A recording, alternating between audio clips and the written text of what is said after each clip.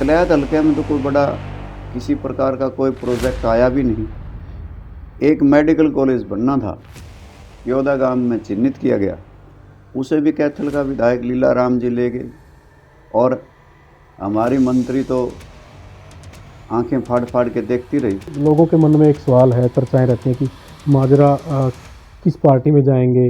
मैं किसी का झूठा लारा देखता ही, अगर मैंने किसी की हाँ कर दी तो समझो वो कान तले हाथ दे के सोए, उसका काम बनैपा होगा। पिछले दिनों तो एक बयान भी चर्चा में रहा, पैसा पैसा करती है, और वो एक राजनीतिक चर्चाएं रही, उस पर जयप्रकाश ने भी चुटकी ली कि छाछ तो बोलता ही बोलता है, छलनी भी बोलती है। अपने गिरबान में झांक के देखना चाहिए, पहले राजू की घटना को ध्यान रखना चाहिए। नमस्कार, आज हमारे साथ हैं हरियाणा की राजनीति में ताऊ देवीलाल की राजनीतिक पाठशाला के राजनीतिक शिष्य और 5 बार विधानसभा चुनाव लड़कर 3 बार विधायक बने पूर्व संसदीय सचिव रामपाल माजरा जी। हम उनसे बात करेंगे कलायत सहित कैथल और प्रदेश की राजनीति पर, और जानेंगे कि मौजूदा स्थिति में राजनीति में वे स्थितियों को कहां देखते हैं। नमस्कार प्रधान जी। नमस्कार प्रधान जी, आप अभी फिलहाल तो कलायत हल्के में सक्रिय हैं, तो हमारा पहला सवाल ये रहेगा कि कलायत हल्के में जो मौजूदा मंत्री हैं और सरकार है, उसके कार्यकाल को कहां देखते हैं। मैं ये समझता हूँ कि जब से भारतीय जनता पार्टी और जेजेपी की सरकार बनी है, इन्होंने लोगों की आंखों में धूल झोंक की है। वो एक दूसरे के खिलाफ वोट मांग के आए थे, और जब भारतीय जनता पार्टी को 50 स्थानों पे हार मिली और 40 सीटें जीती, तो जेजेपी से हाथ मिलाया और गठबंधन कर लिया। ये गठबंधन नहीं, ये ठगबंधन है। इनके राज के चलते हुए हरियाणा प्रदेश में शराब घोटाला हुआ, धान घोटाला हुआ, रजिस्ट्री घोटाला हुआ, खनन घोटाला हुआ, पेपर लीक घोटाला हुआ, अनेकों घोटाले हुए हैं। और हमारा ज़िला भी अछूता नहीं रहा कि हमारे ज़िले में भी सफाई घोटाला हुआ, रजिस्ट्री, जहाँ तक यहाँ कैथल में ही रिचार्ज बोर घोटाला हुआ, और इंटरलॉकिंग खरीद का घोटाला हुआ, तालाब खुदाई घोटाला हुआ, कैटल सेट घोटाला हुआ। अनेकों घोटाले इस कैथल ज़िले में भी हुए हैं। सरकार को कहाँ देखेंगे कि आज जो हालात हैं, स्कूलों में मास्टर नहीं, अस्पतालों में डॉक्टर नहीं, आज सड़कें टूटी पड़ी हैं, रजबाए माइनर सब सूखे पड़े हैं, बिजली गुल है, बिजली के बिल फुल हैं। आज हरियाणा प्रदेश में शिक्षा का स्तर गिरा हुआ है। आज किसान आज हताश है, निराश है, एमएसपी मिल नहीं रहा, और किसानों पे भी तरह तरह के इन्होंने नियम थोप दिए, कानून थोप दिए कि मेरी फसल मेरा ब्यौरा, फसल किसी की ब्यौरा किसी का। और इन्होंने किस प्रकार से बीमा कंपनियों को मालो माल कर दिया और किसान को कंगाल कर दिया। आज फसल बेचने के लिए आंदोलन करने पड़ते हैं, चाहे सूरजमुखी हो, चाहे गन्ना हो, चाहे कोई सरसों और तोड़िया हो, उस सब के लिए धरने और प्रदर्शन करने ही पड़ते हैं। प्रधान जी, कलायत हल्के की बात करें, वहाँ आपको लगता है पिछले 4 साल में जो कुछ होना चाहिए था, क्या क्या समस्याएं आपकी नज़र में हैं। मेरे हिसाब से कैथल ज़िला ही हरियाणा का जब हिस्सा है, तो यहाँ भी कलायत में भी दुर्दशा है। अस्पतालों में कहाँ डॉक्टर हैं, स्कूलों में मास्टर नहीं, सड़कों की हालत दयनीय है। और कलायत हल्के में तो कोई बड़ा किसी प्रकार का कोई प्रोजेक्ट आया भी नहीं।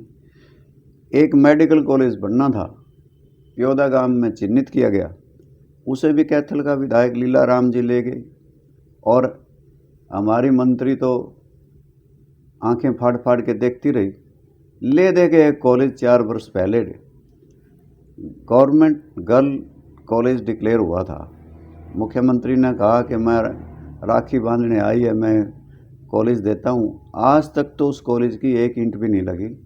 और जहाँ पे कॉलेज बनना चाहिए राजौंद में, वहाँ पे तो सीवरेज ट्रीटमेंट प्लांट की आधारशिला रख दी गई, और कॉलेज लड़कियों का जाकर के 5-6 किलोमीटर दूर वीरान में करने का काम छेड़ दिया, जिससे लोग आंदोलित हैं। वहाँ पे धरना चल रहा है।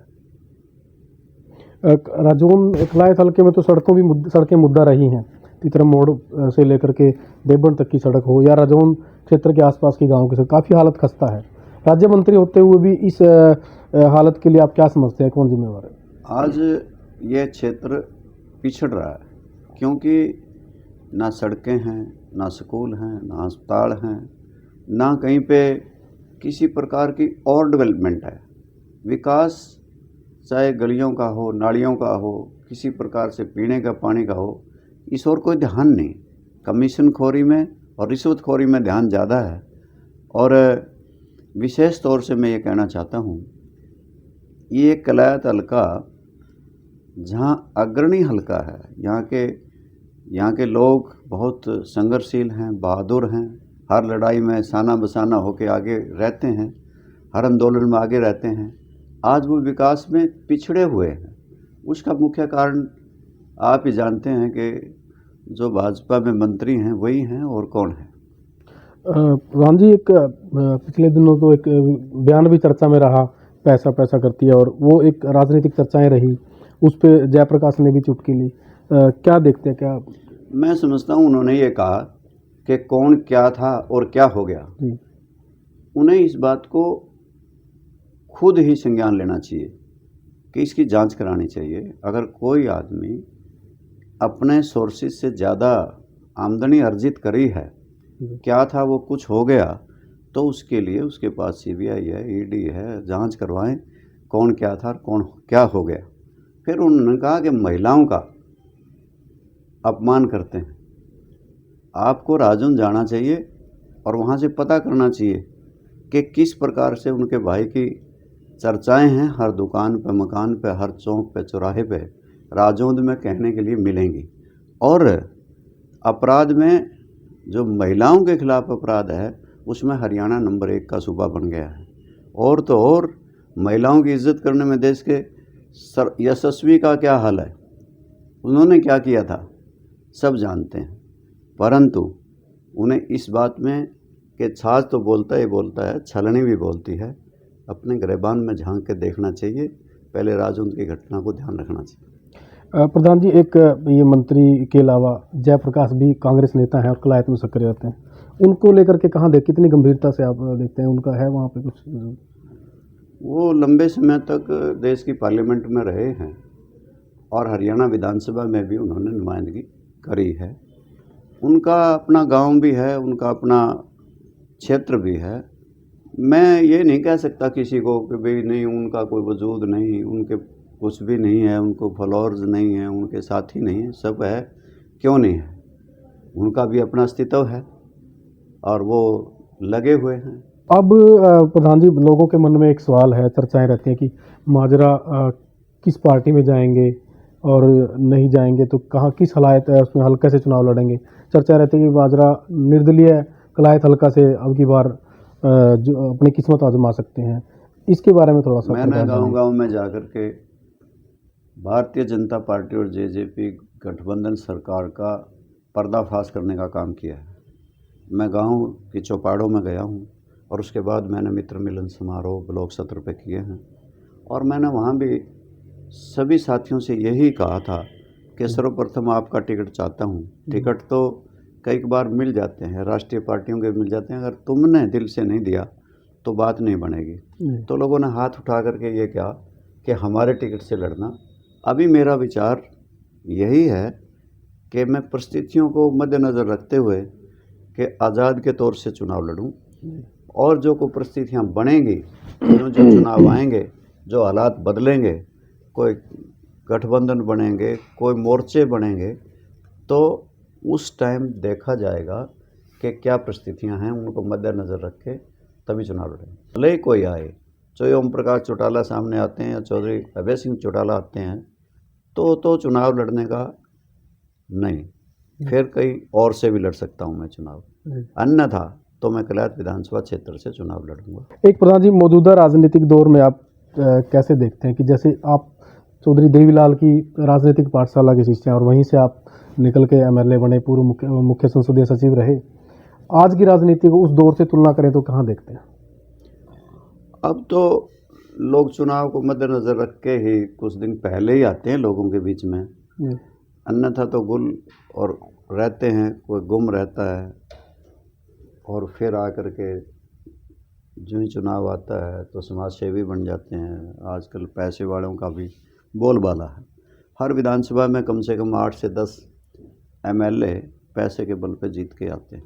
पहले पैसे का बोलबाला नहीं था और लोग जो सच्चे सुच्चे थे वो जिसको कह देते थे समर्थन देने की उसको जिता भी देते थे। आज जटिल है, बड़ी कठिन दौर है।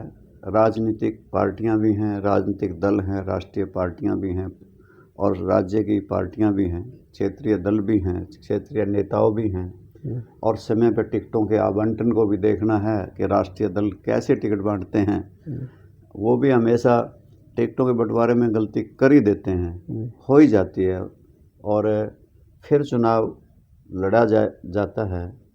तो ये तो सारी बातें समयाधीन हैं। प्रधान जी, आपका लंबा राजनीतिक करियर रहा है। ताऊ देवीलाल की ऐसी कोई राजनीतिक सीख जो आपको हमेशा याद रहती है?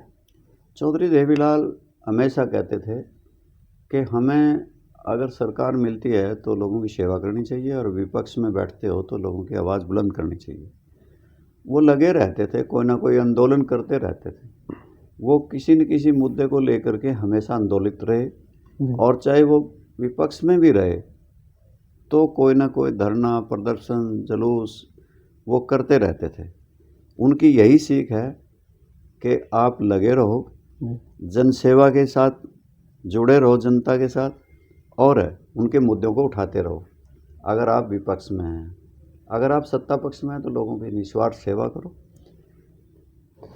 एक बात हमारा लास्ट प्रश्न करके मैं इसको सर ख़त्म करूँगा इंटरव्यू को। कलायत हल्का में आप इलेक्शन के लिए जाएंगे, लोग रामपाल माजरा को इस बार वोट क्यों दें? क्या मुद्दे रहेंगे आपके? जहाँ तक मुझे एक बार सत्ता में रहने का जो ओम प्रकाश चौटाला के नेतृत्व में मौका मिला है और पाई एक क्षेत्र के लोग इस बात के गवाह हैं कि मैंने जितनी सेवा की रही, जितनी मैंने विकास कराया, गलियों का, नालियों का, स्कूल के कमरे बनाने का, स्कूल के दर्जे बढ़ाने का, कॉलेज बनाने का और चाहे सिंचाई व्यवस्था करने का कि 5-6 रजबाए नए निकाले और कितनी ही लिंक रोड गांव के पंचायत मार्ग बनाए होंगे, चाहे वो आयुर्वेदिक डिस्पेंसरी खोलने का, पशु अस्पताल खोलने का और कितनी ही गांव में चौपाड़ें बनाने का। सब जानते हैं, सब गवाह हैं। वो इसलिए देंगे, मुझे प्रेफर करेंगे, जो मैं कहता हूँ वो करता हूँ, मैं झूठ बोलता ही। और मेरे से कोई नाराज़ भी होके चला जाए तो सोबर चला जाए, मैं किसी का झूठा लारा देता ही। और मेरी साफ़ और पाक बात आज भी लोगों के दिल में है। अगर मैंने किसी की यहाँ कर दी तो समझो वो कांतड़ा हाथ दे के सोए, उसका काम बना पाओगा। और इस बात के लोग कहते हैं कि मैंने एक दिन चलते चलते पर्ची दी थी, फ़ोन ही आ गया कि आपका काम बन गया। और इस बात पे देंगे मेरा सहयोग कि मैंने लोगों की विकास में एक अपनी अहम भूमिका अदा करी, चाहे शिक्षा में, चिकित्सा में और चाहे सिंचाई में, चाहे किसान के लिए मेरा इस क्षेत्र में अहम योगदान रहा। कलायत हल्का में आप ग्राउंड में गए हैं, लोगों से मिले हैं, गांव दर गांव आप गए हैं, कोई ऐसे आपको समस्याएं भी, आप विधायक बनेंगे तो उन चीज़ों का समस्याएं नहीं रहेंगी, उसको ख़त्म कर दें? मैं ये मान के चलता हूँ कि आज का नौजवान बेरोज़गारी की चक्की में पिस रहा है। हरियाणा प्रदेश भाजपा और जसपा ने बेरोज़गारी में नंबर 1 का सूबा बना दिया कि 75% स्थानीय निवासियों को नौकरी देने का एक जोंजना दिया था, वो भी हाई कोर्ट ने निरस्त कर दिया। आज अग्निवीर जो भर्ती किए जाते हैं वो ले दे के हमारे पास मिलिट्री थी, वो भी ठेके पे दे दी गई। और इसी प्रकार से जो लोग आज पलायन कर रहे हैं, जो नौजवान आज गांव-गांव खाली हो गए हैं कि डोंकी वीज़ा लेके जान हथेली पे रख के 7 समुद्र पार जा कर के जो आजीविका उपार्जन की सोच लेके बैठ गए, जो हरियाणा प्रदेश से नौजवानों का मोह भंग हो गया। मेरे दिल में इस बात का जोश है और मेरे दिल में ये बात दर्द करती है कि जिस बच्चे को माँ बाप ने लाड प्यार से पाला था और उसके दिल में बड़ी, उस अपने बेटी को पाल करके सोचा था कि ये जवान होगा और हमारी सेवा करेगा। आज वो 7 समुद्र पार जा कर के नौकरी कर रहा है, नौकरी की तलाश कर रहा है। तो इस बात को हम ख़त्म करेंगे और मौका मिला तो इस बेरोज़गारी पे अंकुश लगाने का काम करेंगे। जिस प्रकार से लोगों को परिवार पहचान पत्र में दुखी किया गया, जिस प्रकार से लोगों को इन्होंने पेंशन काटी है, पीले कार्ड काटे हैं, वो व्यवस्था बदलनी होगी। ये कहते हैं हमने व्यवस्था ही बदल दी। कौन सी व्यवस्था बदल दी? क्या हरियाणा प्रदेश के सतलुज यमुना लिंक नहर का पानी लिया है? क्या हरियाणा प्रदेश की राजधानी नई बना दी? क्या हरियाणा प्रदेश में दादूपुर नलवी नहर चला दी? क्या हांसी बुटाना नहर में पानी ला दिया? इन्होंने किया क्या है? ये तो केवल मात्र अखबारों में आकर के सुर्खियों में बयान दे देते हैं कि हमने पारदर्शिता बरती। किस बात की पारदर्शिता? कहते हैं पर्ची और खर्ची नहीं। मैं एक एक महकमे की बात बताता हूँ आपको। कोऑपरेटिव महकमे में आपके ही यहाँ पे किस प्रकार से आईसीडीपी का 100 करोड़ का घोटाला हुआ है। आपके कोऑपरेटिव बैंक में 80 लोगों को घर से बुला करके ज्वाइन करवा दिया गया। पैक्स में मटोरकी में 5 लोगों को ज्वाइन करवाया गया। कुराड़ में इसी प्रकार से 6 को करा गया, पाई में करा गया। उनकी कोई ऐड नहीं हुए थे। वो तो अपने मंजूर नज़र लोगों को इन्होंने सरकार में बैठे लोगों ने लगाए हैं। और इसी प्रकार से इस महकमे में भी कई नौकरियां लगाई गई हैं जो ना टेस्ट लिया गया, ना कोई वैकेंसी काटी गई, ना किसी प्रकार के अखबार में आई, अपने आप ही लगा दी। धन्यवाद सर।